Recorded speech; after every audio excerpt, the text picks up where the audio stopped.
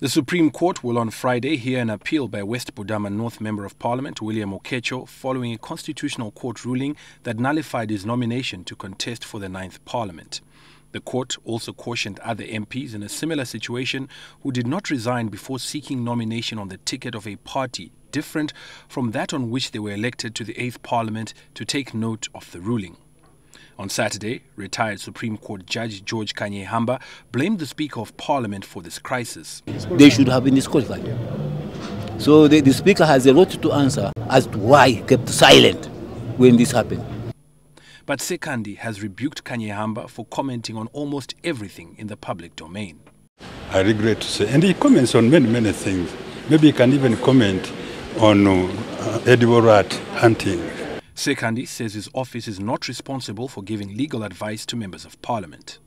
And I could not stop, and I cannot stop. That's not the function of a speaker, to decide for an individual member that I want to change it and say, I don't change.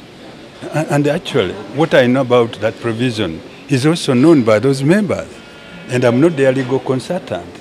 That the office of the speaker is a legal consultancy for a member. So I think it was not justified. Meanwhile, MP OKETCHO is confident that the Supreme Court will rule in his favor on Friday. He says that will be victory for all the affected MPs. He, however, advises that if the judges rule against him, NRM could back a UPC candidate in West BUDAMA North. And they're saying, should anything happen which upholds this kind of ruling, they will definitely go and vote UPC.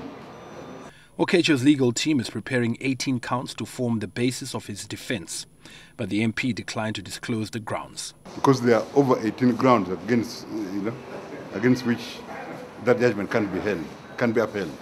But my lawyers have looked at the whole thing and they have found that there are so many flaws. The Electoral Commission is also waiting for the decision of the court before taking action against the 70 lawmakers. I think these people know the law because there is an application for stay of execution. So that's what we are waiting for.